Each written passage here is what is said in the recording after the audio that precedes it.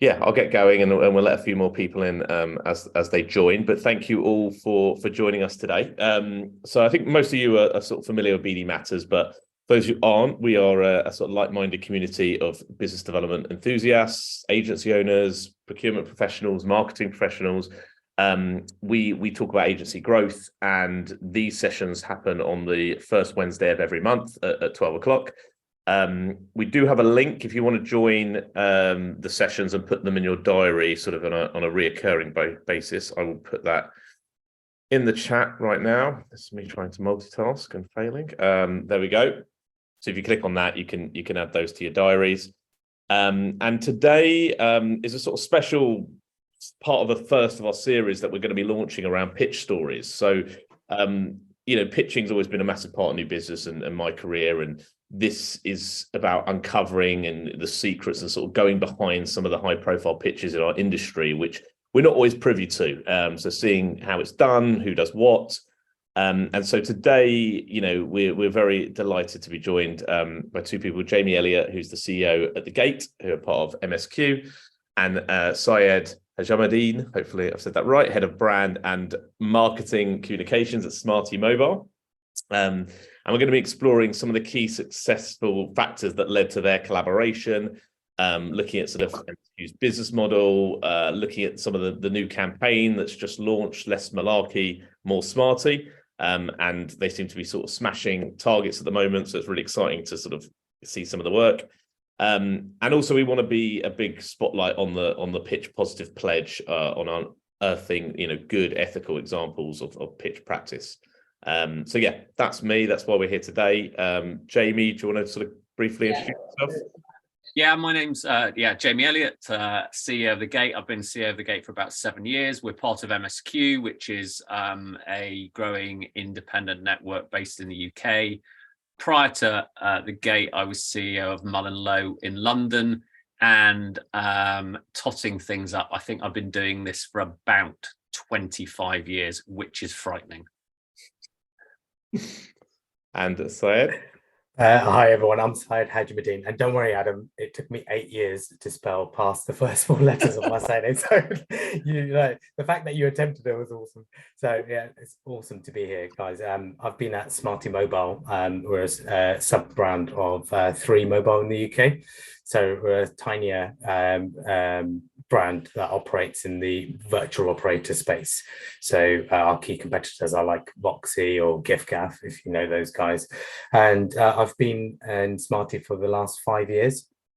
I have the absolute privilege of leading an amazing team that are super passionate and driven marketers to try and get more people to hear about SMARTY in the first place, so that they discover, love, choose, and stay with us as well. So prior to SMARTY, I've had numerous advertising roles at the likes of O2, Tesco Mobile, and also Scottish Southern Energy. So super excited to be here, and yeah, really happy to engage with any questions or etc., even during this session or post.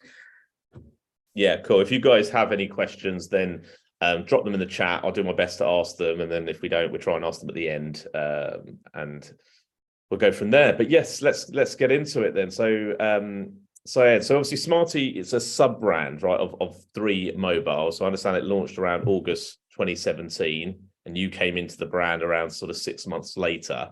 So during that time, I'm interested to know, I think people talk about startups or scale-ups, however you just sort of find the business. How did you start to build the brand, and then lead us sort of through that stage, and what led to putting the account up for pitch?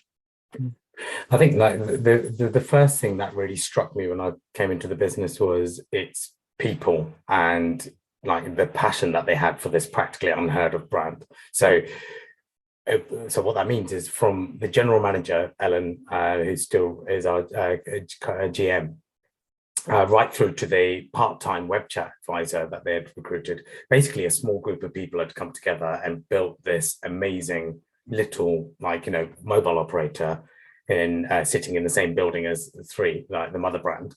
And actually they had a really compelling proposition in the market, which still remains unique today, which is they give you money back for data you don't use every month.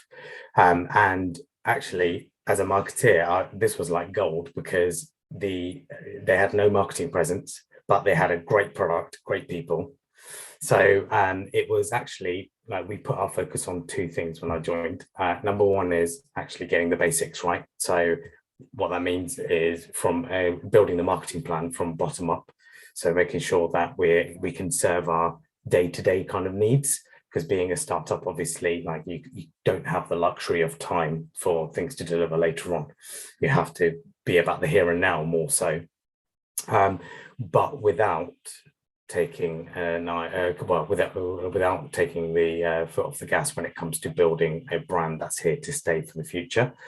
So that leads into the second part, is more around building that brand, or taking those steps to build that brand that's fit for the future. So actually, we made sure that we were dabbling in TV, etc., mass broadcast channels, so that we can drive and set our awareness and consideration goals.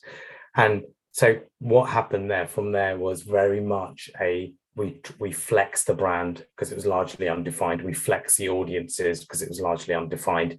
And we test and learn a hell of a lot of stuff over the course of the 2 years. And as COVID hit, we started emerging as almost like this consumer champion, just because of the levels of uncertainty, worry that people were going through. So it put us on a fast track from startup to like scale up in that way. And it's at that point we kind of looked at where we were heading, and we realized, do you know what? Actually, we've done an awesome job so far of getting this brand started, but the opportunity was to find a real kind of creative agency partner that can help us tell the rest of the story, but help us define who this brand is, because we've reshaped and shaped it so many times during that process. Cool. Yeah, and we're going to get into some of that in shortly, in terms of sort of how that all came about. And then at the same time, I guess, Jamie, I'm aware your agency went through a big sort of rebrand pre-pandemic, which was more than just sort of a redesign. And I've read your article in sort of Campaign, and you said it was sort of much needed, and you had this 3-point plan with clear KPI. So tell us a little bit about that rebrand and why you thought it was relevant, and possibly how it even then helped to contribute to attract and winning the likes of clients like SMARTY. Yeah, sure.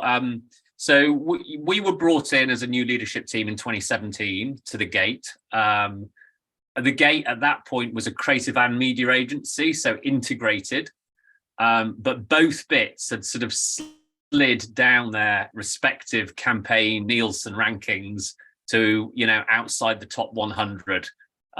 So there was a real need for a turnaround, to kind of get it going in the opposite and upward direction pretty quickly, which was a great sort of challenge to take on. We hadn't done a turnaround before as a collective, so our approach was to keep it very light on theory and very focused on the big actions that would help us make progress as quickly as possible, with our goal being to kind of to get into the top 10 in time. And that sort of 3 action plan, those 3 big areas of action were, firstly, to build a strong base, which is through the brand and the culture. And we developed our proposition. So most agencies either position themselves around process or around the style of work that they want to do. We sort of attitude. So our sort of proposition, our tagline, if you want, is if you find the gate, you can walk through walls. So this walk through walls spirit and culture, which obviously makes sense of the name and explains the name and gives some energy to it.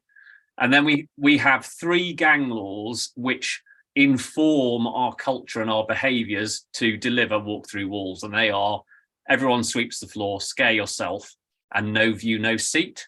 So that was the strong base that gives us the energy to kind of move forwards. So that's the first point. The second point was, when you're doing a turnaround, you've got to set off in a direction, but you've got to be open to changing it.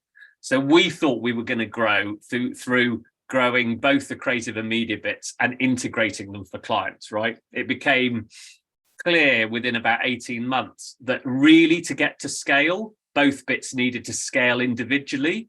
And if they were going to integrate effectively for clients, they needed to be much stronger as individual pillars. So Simon Davis came in to do walk-in media and launch that. And we focused the Gate on, great creative product competing sort of at a world-class level. And both bits have grown, independently well, and we come together now much more forcefully. So there's a Yogi Berra saying, when you come to a fork in the road, take it. And that is there as a sort of strategic way of going forward. So first thing, build a strong base through the brand and the culture. Second thing, set a course and be open to changing it. And then the third thing, which is most relevant really to what made us attractive to people like Syed, was that we focused on the accelerators, which in our business are creativity and collaboration. Both the AAR and the WFA have done research about what clients are looking for in the modern marketing landscape. And they are, broadly speaking, three things. One, a track record of good work, so creative, effective, known. So track record of good work. Two, being known by the growth audiences you are targeting, so clients and talent. Those are the two audiences that we need to attract. And then the third thing is offering something that better addresses a client frustration than most competitors. We didn't have any of those three things when we joined. So we focused initially on creating three creative campaigns that were going to sort of catapult our recognition and getting us out there and our reputation. We did something for Childline, Nobody's Normal. We did something for a brand called Replens, Sex Never Gets Old, and we did something for Anusol. And they've been awarded sort of collectively Cannes Lions, Effie's, APG Gold, etc. So within 18 months, we had work that got us onto the radar of the intermediaries in a much more forceful way. And then secondly, we had, because we're powered by MSQ, we had an answer to the biggest frustration that many clients are expressing, which is, I feel my capabilities are not being integrated and joined up, and I would like them to be integrated and joined up. So please can someone start integrating and joining these things up? And I think that's where the two things met when Sai and his team were looking for, what the complexion of the next agency was going to be. Someone that could join things up and someone that had a track record of doing good work was important. So that change gave us, the opportunity with someone like Sai and his team to get onto the pitch list. Yeah, perfect. So it's like the culture, the fame, and the process, kind of all came together, if you like. Yeah.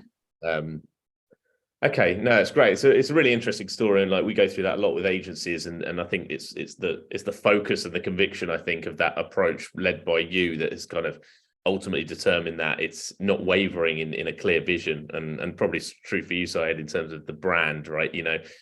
Someone's got to hold that true. So so when we last spoke, you mentioned about the AAR sort of helping with shortlisting of agencies. So what were your, going into the pitch process, when you scoured the market, what did you see, and what were your sort of requirements of things you were looking for in your ideal agency? It might not be what you ended up with, but at that time, what were you kind of looking for? No, I think AAR were fantastic when we kicked off the process, and the kind of immediate cold requirements were like, protect what we've established. And again, I'll go back to the point, startup wise, like we had to put every single mechanic in place, and everything was built from scratch in terms of our marketing plan. So a lot of the day-to-day requirements were built around the usual agility, responsiveness, like speed to delivery, the ability to essentially operate a production house that just can deliver, especially in our market, in mobile market. You guys are all consumers as well. There's so many different businesses or mobile operators who are competing for your custom. And actually in that world, SMARTY is a very small player. So to survive, you have to be able to react. So that was a bit of a non-negotiable in that sense. But that was our like non-negotiable requirements. But then you had this other side, and that was the most fascinating side for me, because that was, again, largely undefined. Here's this brand that actually has got a unique proposition. Customers on Trustpilot are using the word love and trust for the first time, again, not used in mobile at all. And actually, we're not the UK's biggest spender either. And then you've got the customer right at the heart of it, who's a very different type of customer to the ones that are attracted to the big networks. And we had almost, where we'd learnt or tested the brand and flex the brand so much, we ended up in this place where we could do tactical stuff really, really well, but we had no idea what SMARTY could be. And that was the big requirement that we had to say, look, can you help us walk with us and help us define what the brand strategy is, who this brand is, and why it's so different, and why people love us above and beyond the deals that we do, because everyone's got deals, right? So that was and to Jamie's point as well, the added layer to that, which is a byproduct of what we were asking for.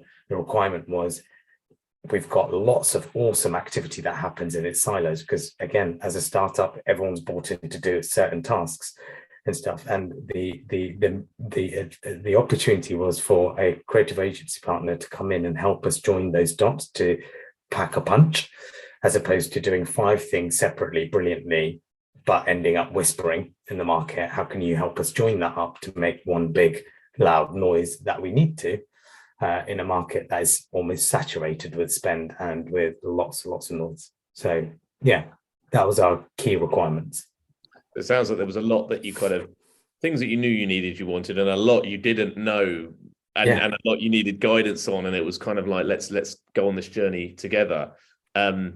Which I guess, when we did talk, you mentioned that, you were looking for an agency around partnership, and partnership was really sort of important to you. So maybe just talk us through like what partnership sort of means to you and meant to you at the time, both from sort of a business perspective, but even like an emotional perspective, your career, right? Yeah, no, absolutely. And to be honest, I've been really fortunate enough to witness and be a part of some amazing, brands and work that the world is that the world gets to see. But in my view and in my experience, I absolutely believe that, yes, you can keep an agency at arm's length and be a service provider and brief them on a specific task. And the chances are that they will do, they will deliver amazing work that hits the mark for that particular challenge.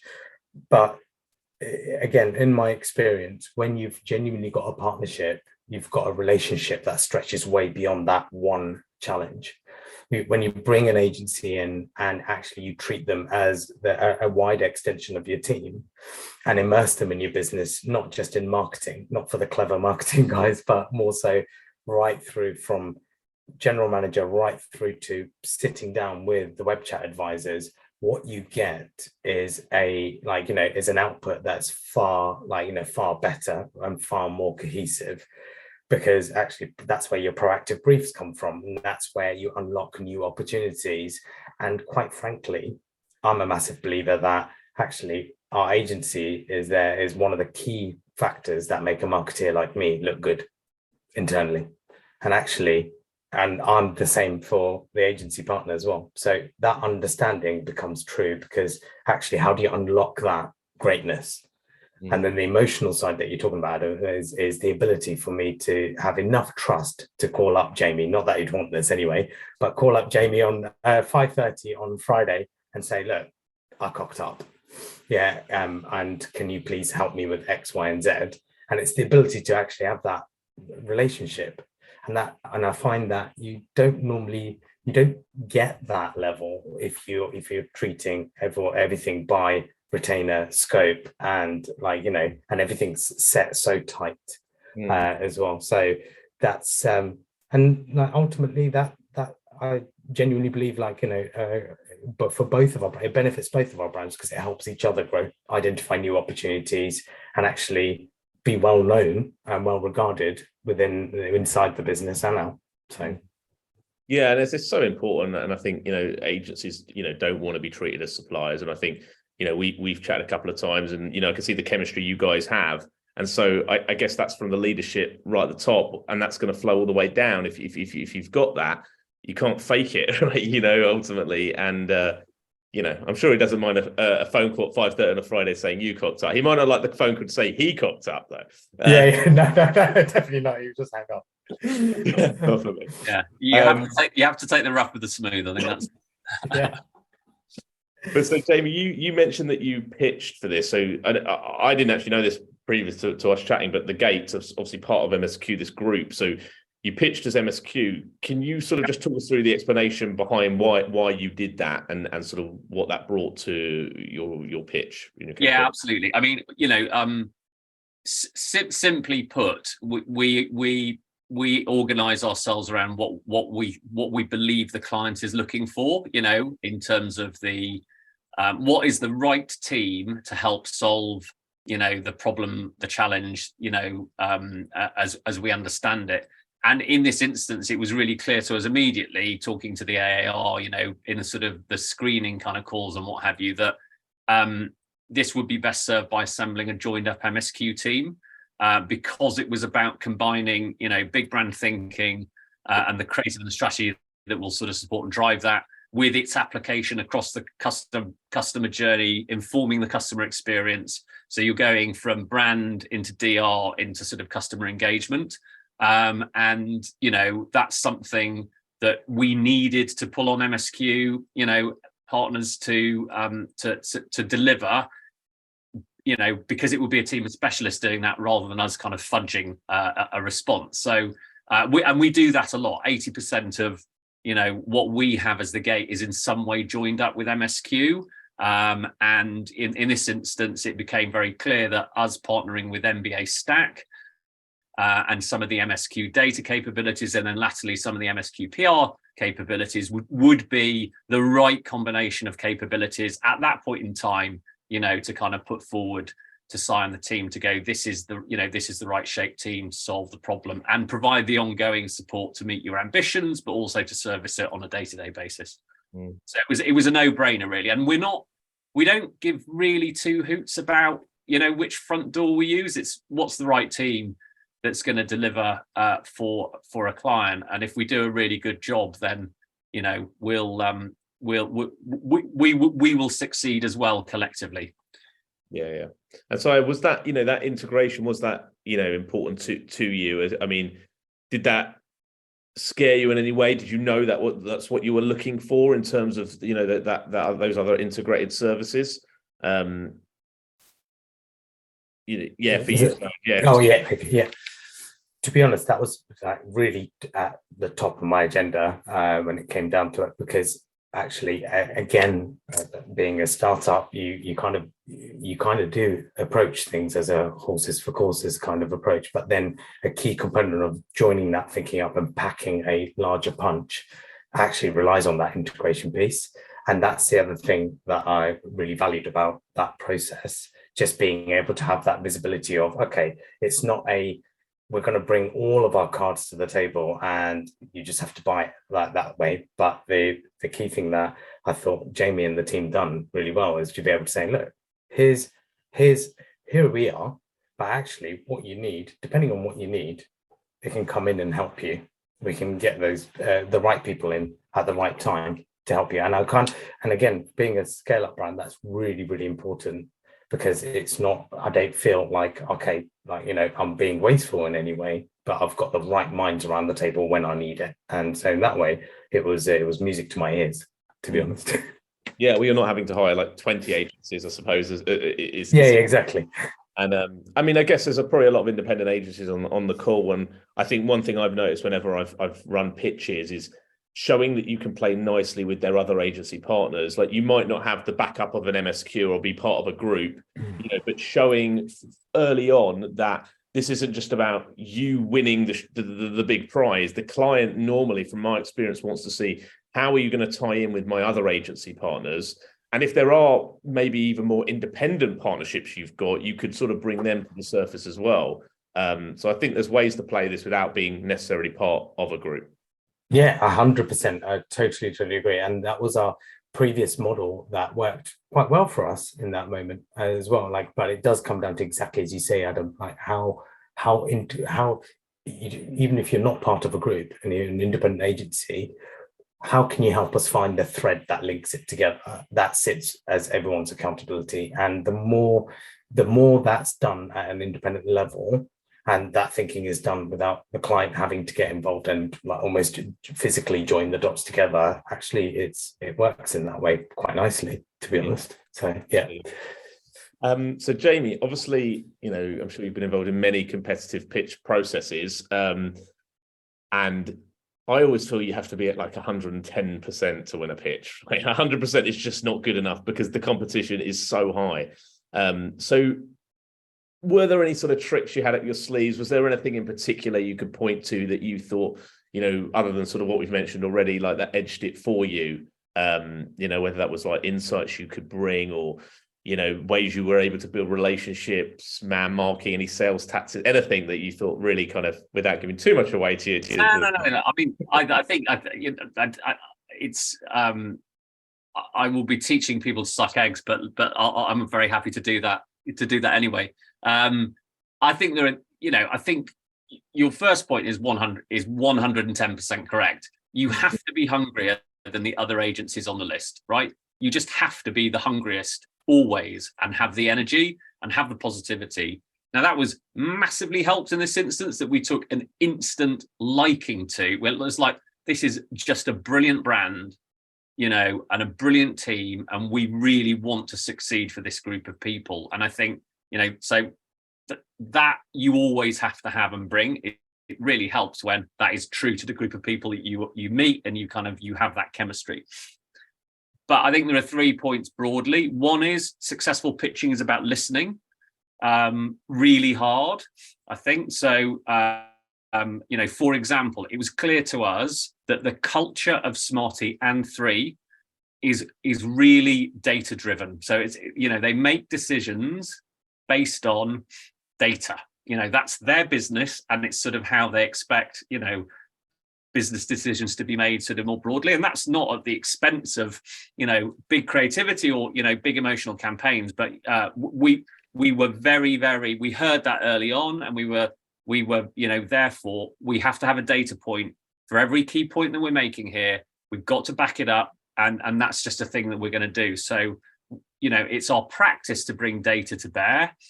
But we were really careful about that and going, we're making this point, here's the data point. We're making this point, here's the data point. We're making this point. This is data-driven argument and storytelling, basically, through the process.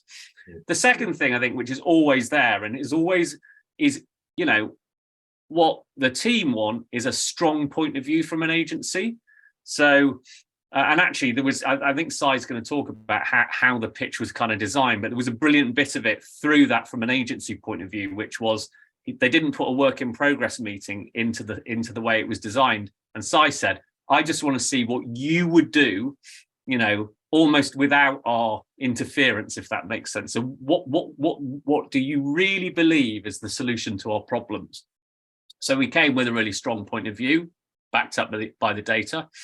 The third bit, which I think is where lots of agencies can trip up, is that the chemistry meeting is really important, and it's really important to us. So you've said it already, Adam. We say up front, we are not looking for a supplier relationship. We're looking for a true partnership, which is open and honest, peer to peer, and where we have a shared ambition. Secondly, we're looking for an appetite for bold work that will make a tangible difference. We're not interested in doing category generic stuff that will have no tangible difference on your business. And if we see people in the chemistry stage balking at those points, it's the purpose of a chemistry meeting, we will walk away. Because it's if those principles that are really important to us are not going to be sort of, shared, then it's not for us. And I think, really fleshing out in the chemistry meeting whether you have chemistry and whether you're going to be aligned and have shared ambition is incredibly important. If you don't feel it, you should walk away 100%. Yeah, no, great. Yeah, I think they're brilliant. Obviously, we didn't in this instance. That's good. Wouldn't be here today.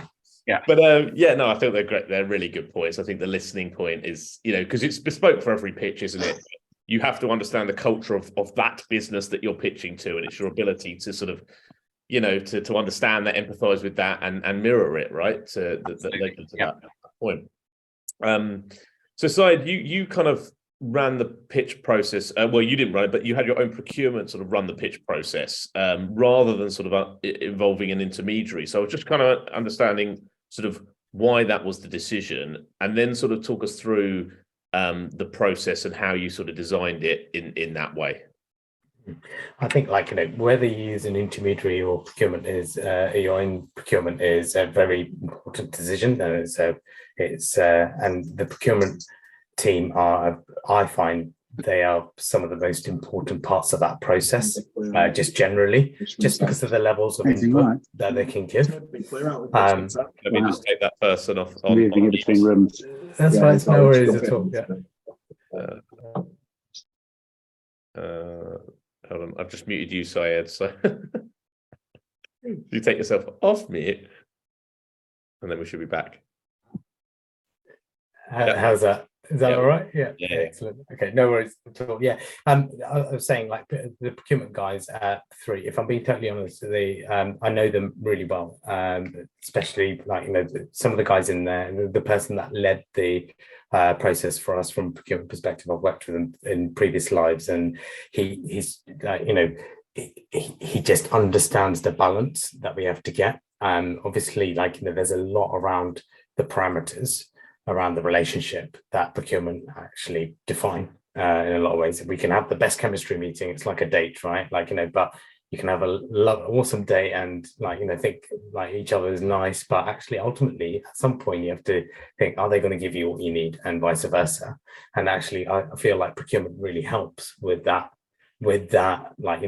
that foundation, I suppose, is my view. And when the way we designed it was very much around again, here's this brand doing well, it doesn't have to live hand to mouth like it used to the previous few years. It's actually onto something. We need to find what that something is. So actually, can they actually demonstrate to us what they would do, because that's what we're looking for as a business. That is standout, that is cut through, that is bold, and ultimately, if I go back to the point, around makes both of the client and the agency look great. So, and procurement were very clearly briefed on that, and the process was actually as snappy as we could make it. So it's very much, it was designed, yes, the logistics of it was very much designed around can you demonstrate showing the credentials of what they can deliver as BAU, so that our non-negotiables are protected, and we're confident with that. But actually the heart of the discussion was exactly as Jamie said about, okay, let's hear from the people that will actually be taking this account on, so that we can understand what they would do, what their ideas are and stuff. And that's what ultimately, that's what that was a difference maker really, between some of the other pitches that we had earlier on in the process versus the winning pitches as well. So and the other thing that I would say is that to reflect that partnership point is the fact that it wasn't just marketing and procurement leading that pitch process. We actually had Ellen, our general manager for the entire business, in with us, because it was important that she has her own relationship with with the agency as well. So it's not just everything goes through marketing to get to that point. And that's what I think the true strength of a partnership was. And we embedded that right from the pitch process. So it didn't last rounds and rounds and rounds in a lot of ways. And it wasn't after lots of theoretical stuff as well. It was more around, here's this brand, what you see is what you can see, but what would you do with it? And giving them a chance to really explore their own creativity and convey their creativity, because that's what I was after. So it sounds like you made some really important cultural decisions then based on your business, as you said, procurement really understood you. And I presume when you asked that question about, let's see what you can deliver, was it was it like a brief question that was kind of quite did you not give away too much at that point? Like, how did you kind of put it to the agencies to come back to you with that big thinking? It was exactly that. Like, we didn't give too much detail. It was actually a brief question, but we kind of peppered that throughout the process. Yeah, absolutely. Because that's what we wanted to, because again, like, you can be as structured with both client side and agency side can be really structured, and a client, for example, can give away a specific challenge. Yeah, but actually without going into detail about what the actual problem is with the business and stuff. But we wanted to be kind of upfront from the very start, and we wanted it to be not informal, that's perhaps the wrong word, but we wanted it to be quite an open adult environment where it's not hidden behind shed loads of slides, shed loads of credentials on either side. It needed to be a human-to-human conversation where we can go, look, can you genuinely help us? How do you think? And what do you need from us? It's that element that we really tried bringing in throughout the process. And like I said, procurement played a large role in being able to make sure that SMARTY as a client were giving the information that MSQ needed and vice versa. Yeah. And so, like, I guess like most pitches do, they probably came down to two at the end that you've got to make this tough decision between. Obviously we know the outcome of that, but what was it that sort of that really edged it for the Gate and MSQ? I know there's really fine margins at that point, so just talk us through that final decision. Yeah, again, like, when a pitch process like this is run and managed properly, as a marketer, as an individual, it's actually quite a humbling experience. I mean, like, take a step back. There's all these really well-versed kind of professionals in their fields coming in and telling you and helping you, trying to figure out how you can do what you're doing, but better. So it's actually like, it opens your mind and also gives you perspective, but also makes you face like hard truths. So there was a couple of points in there, like, and I remember sitting in the pitch with Ellen, our general manager, and it's one slide that MSQ showed us where they showed us all of our campaigns that we had run side by side. And because, like, in startup stage, we were so heavily invested in day-to-day running after the next tactical thing, making the most out of an individual component of whether it's a new offer, etc., you found that we had so many different looks and feels. There was no thread or consistency. And so that was actually quite a hard truth to kind of face into, but also defined the challenge and reminded me of, like, what the opportunity is and why we're asking for the pitch at that particular moment. So that was one point. But the reality, the real kind of turning point for me was around the confidence and the parameters set by Jamie and the team. They came in and they told me like what they're looking for in a client and who they will not work for. And to be honest, I found that as a client really bold and really like, do you know what? Okay, you don't want to work with someone who's just going to give you a brief every 6 months to run an above the line campaign that is capable of winning an award, but then you're not going to hear from us for the next 6 months.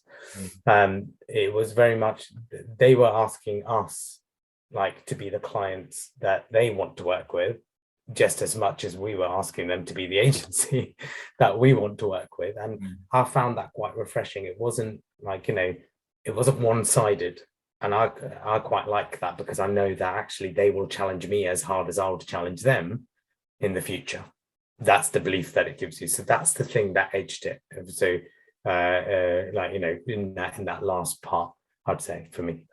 Yeah, it's really interesting. I love hearing you say that. And obviously, I guess you have to be open going into a pitch process with an open mind and an open attitude to, like, feedback and that boldness. And I guess not always agencies are as bold, but I think it's interesting. I think that's what clients are looking for. Like you, they want, like you said, Jamie, they want opinion. They're not here just to, a supplier, a whipping post just to be told what to do. They want someone who's actually going to help them grow their business. And that's not just going to be, do this, do that. If you knew what you needed to do, then why would you look for an agency, 100%. And I think 100%. there's clients that fall into that bracket, and I think they shouldn't be pitching, in my opinion. That's just where it kind of goes wrong. Yeah.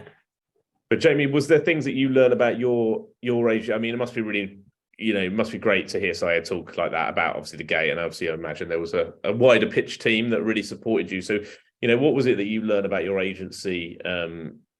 During that time, was there anything? There was a lot, because just to put this in context, this was where are we now? This was almost 2 years ago.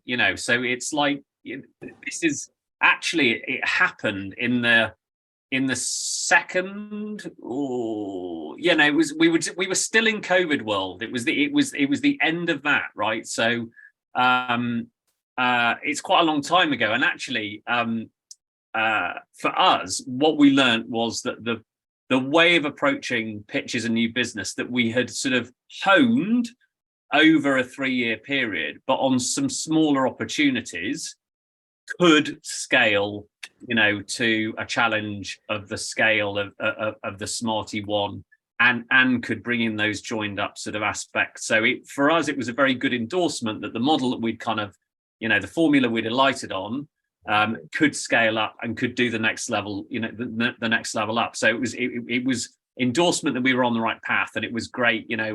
We had a really strong new business year last year, almost on the back of the SMARTY pitch, which was sort of still in the middle to end of the year before last, and this then fed through to us winning things like the AA last year. So we were like, okay, we're on the right path here. This thing can scale, and we can keep kind of building, and we need to refine and tweak it. The second thing actually related to COVID was it is an absolute reminder that you need the whole agency pitches, not just the pitch team. So Lucas, who's our chief creative officer, was really ill with COVID. Actually, pretty much from the day after the briefing to really he was out of action until after we'd done the final presentation, which isn't, it's like that's not ideal, right? On any level. He was really ill in hospital with COVID. One, that's not ideal for him. That was, it was a bad time. So we were in touch, making sure that he was okay and worrying about that in the background, obviously. And then, pitch, there's a pitch rule is don't change your team through the period, right? So you always show up with the same team because, you're presenting continuity and you're trying to build chemistry. So immediately we had to, bring in Rob and Steve, who are creative directors within the agency. So it was a step up for them, right? Straight away, they're put into a pressure situation. Lucas, who would usually do this, very used to it. They come in, they have to kind of step into that role, pick it up, keep the momentum. And the whole agency had to kind of support and support the team, because that's just the way it is. So I think what we learned was we're resilient. It's a team. It's not just the team that's pitching, it's the team around it. And if we make the right decisions and do the right things along the process, whatever happens in that instance, we can still really do good pitches. So it was a really tricky kind of backdrop, but we didn't let it put us off our stride, I think, which I was really impressed by those people who stepped into the breach, and just, generally speaking, the way the agency rallied around at that point in time when it was tricky, when someone who we, is really important to the agency and we really love was, going through a rough time, and, in hospital, we were still able to put on a very good show and do a really good piece of work that made us very proud. So I think resilience and the power of the team was paramount in that. Yeah, well, I mean, it sort of, with the culture you've instilled in terms of people running through walls, that doesn't surprise me. And it kind of harks back to that, doesn't it? If everyone's clear vision, clear culture, they step in when those things happen, right? No process can predict for that kind of stuff. No. So yeah, no, I get that. That's great. And then Syed, were there things that, from your experiences, were there any shocks? Was there anything you kind of learned, and sort of what changes have you made internally as a result of the last pitch? I think, like, probably the biggest and probably the most impactful shock was exactly what I said earlier about actually seeing that inconsistency from the same brand. uh, but also reaffirmed why we were doing what we were doing. And actually, we've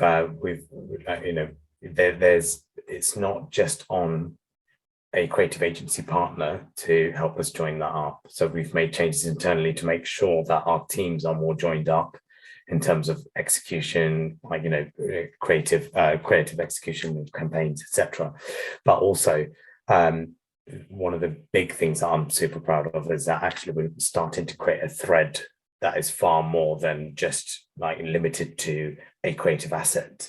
So what the creative agency partner comes up with and the client like develops, it stretches far beyond marketing. That's the result of that.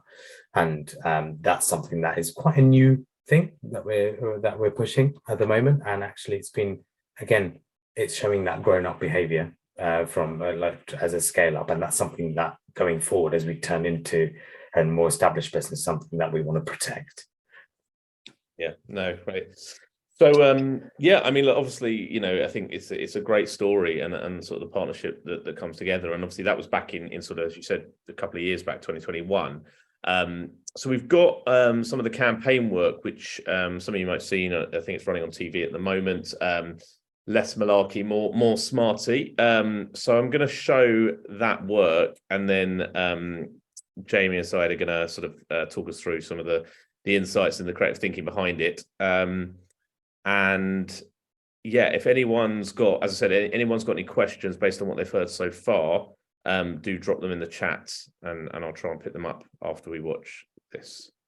So hopefully you can all see this and hear it. Bear with me. Now, what's your preferred digital currency for this exchange? Have a fiver? No, it's crypto only, mate. For potatoes? And onions.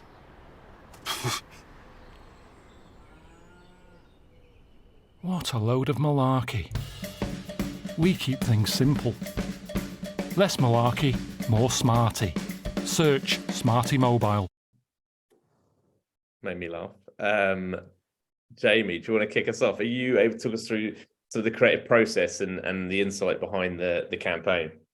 Yeah, sure. I mean, the first thing that I would say is that what's really gratifying about the campaign is that it is the idea that we pitched with, and that is not always the case, that you sort of pitch, and the idea gets retained. Now, it's not the executioners that we pitched with. We went through quite a big change in tone and what have you. Actually, that was part of the development post the pitch. But the first thing is obviously you've got to clarify the problem.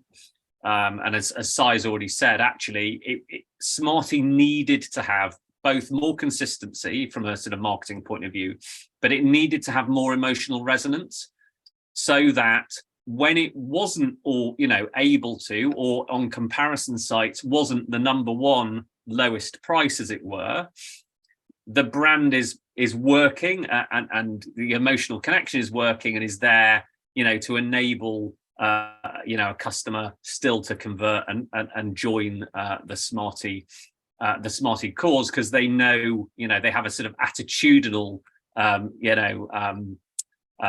consistency with what we're, and resonance with what the brand's about. So we identified that as the big problem we needed to solve.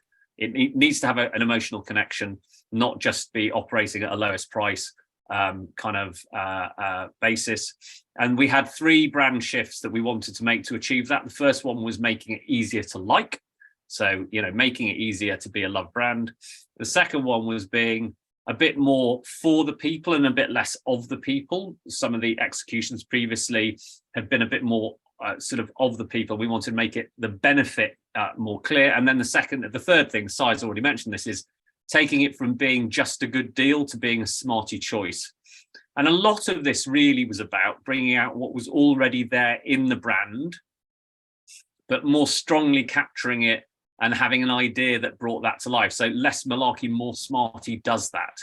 It really captures the spirit of the brand, and it is something that is really important to the audience who hate being over-marketed to. So this idea creates a shared worldview. I think the power of it says, if you share this worldview that some things are just a load of malarkey, you will, like us, believe there is a smarter way of doing things and a smarter choice that can be made.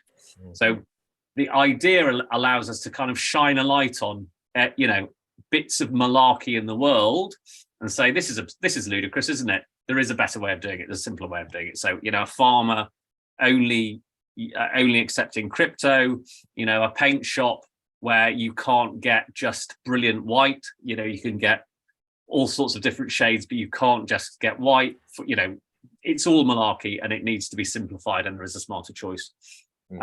Someone like Carl Pilkington then as a sort of as the choice of VO is clearly someone who is bringing to life that no bullshit, call it as it is sort of point of view. So you can see how identification of the problem, create a solution to that problem, which is a creative platform which can inform the whole of the customer journey, but also connects with the audience at a shared attitude level, and then make creative choices that back that up and kind of really give that a bit of fame and kind of bring that to life. Yeah, brilliant. No, emotionally, it just connects, and it's just malarkey. You could just see it straight away. You just want less of that in your life. So I can really see kind of how it resonates. And so what, going through some of that work, I suppose malarkey, was that something that the brand was already using, or was that a completely new No, use of the word? And no, it was and there was a lot. So SMARTY has always been simple, honest, mobile, right? Yeah. So that's kind of the center of gravity of what the brand's about, and that's the line that was there underneath the logo. Yeah. But that's a very right.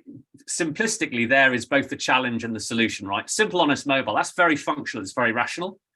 Elevating that to the idea of less malarkey in the world immediately makes it emotional. So we introduced a bit of a language which was unusual, which created, just brings a lot to life. And even if people, but there was quite a lot of contention around it. So we had to find, back to the point earlier, we had to find and make sure that there was a bit of data that said that people do understand what this is. It's not a very well used word. You don't hear it very much.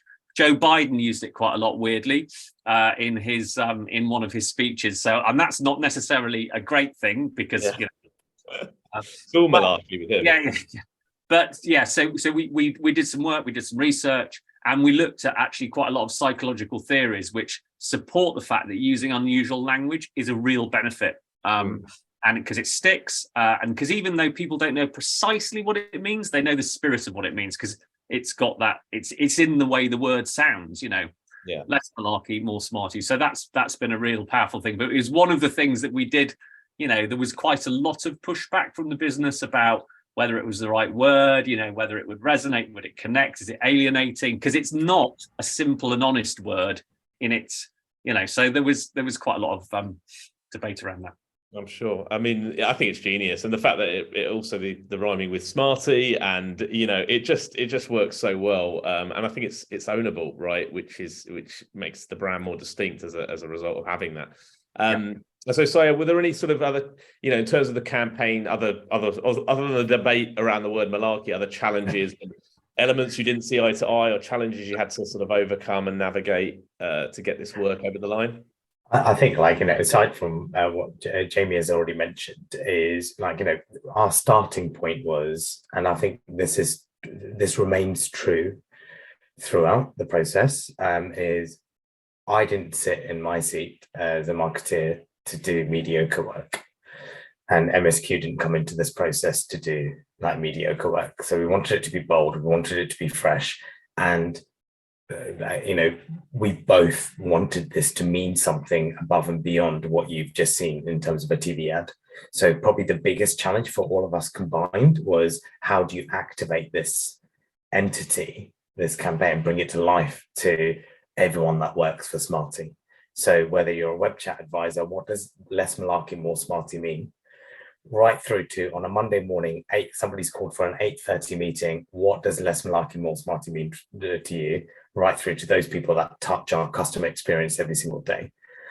So that was a new learning for us, and we've never activated a campaign through the line at that level like, in my career, like for especially in a brand that is now turning into a scale up, which is like, double the amount of people, double the amount of processes, more arms and legs are growing, and we've grown super fast as well. Like, to get to that point where we can touch every part of that business was probably the biggest challenge. And there was a lot of new learning in there, and the ability for MSQ to be owning that and have a level of responsibility beyond the creative asset that needs to be delivered was actually a learning curve for both of us. And it's almost becoming a blueprint for the way we approach how we devise campaigns. And that's all part of the initial plans in terms of hearts and minds, and how we do something bespoke for internal and for our own customers as well, as we start accelerating our base growth. I mean, it sounds like that it's actually had a cultural shift on the entire organization of less malarkey, through the whole business, which is actually, quite powerful. Yeah. So what have been the initial reaction to the ad side and so the impacts it's had on, whatever you can share in terms of, uplifts and sales, or has it gone? I mean, to be honest, the one thing that we can't totally take credit for on this one is the world has changed massively, right? So like, and it's actually true. Like, when you count all the virtual operators and the actual operators in the UK, there's over 70. We're one of that 70. And if you think about like how much we actually spend in terms of media, we probably hardly make up a percentage. It's the O2s, the Vodas, etc. They've dominated this world, but they've also made mobile super, super complex. And so actually that truth, like coming out at the time where more people, like, people that were used to just paying 60 quid a month on O2 for not questioning it, because of COVID, because of the cost of living crisis, even they started going, hang on a sec, why am I paying 60 quid for this? And actually, it's the culmination of really impactful messaging with, like, something bold, something memorable. And the timing of that campaign has led to like consecutive back-to-back months of overperformance when it comes to the amount of people joining SMARTY. So actually, we've seen like a huge uplift in terms of the amount of people that know that we exist, like 5% on year, which is unheard of for a little brand like us.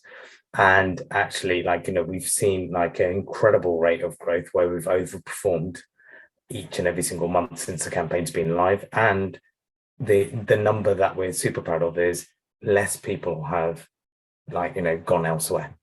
So the base that we are growing, like, we've had some of our lowest levels of detractors from our base, and they're all healthy metrics that we look at on a day-to-day. As a scale up, we live and breathe those metrics day to day, not just in a monthly meeting. So actually, to see those metrics really healthily, like, stabilizing and actually growing, is, as a marketeer, you don't get many opportunities like that. I feel like, to see the linear and halo effect of a campaign. And then it begs the question, and this is what me and Jamie are talking about, it's like, what else can we do with this brand? That's a campaign. What's the bigger thought? And like, how can we land that, especially at a time where more consumers are more tuned to listening to brands like yourself? No, brilliant. I mean, you guys, like, I think that's all we've sort of got time for today, as we're at 1 o'clock. But it's an amazing story. You should both be incredibly proud of the work, and both teams on both sides, I'm sure, put a lot into this, and excited to see where it kind of goes in the future. And I'm sure there'll be a number of award entries and things in the pipeline and things like that. So wish it all the success. But yeah, no, look, big thank you, to you, Syed, and you, Jamie, for joining us today and sharing that story. If anyone's got any other questions or wants to get in touch, do drop me a message. I'm going to put in the chat a number of things. I don't think I've got time to go through it all now, but I'm going to copy and paste this into the chat, which is basically all the stuff we've got coming up in terms of our next interview, which is about accelerating, a role in BD. Our monthly meetups with like Ollie Richards at the Beyond Collective and the founder of the BD School. We've got a workshop on the 28th of June, and we've got a procurement consultant coming in to run a workshop he's ex sort of Danone and Nike on the 5th of July.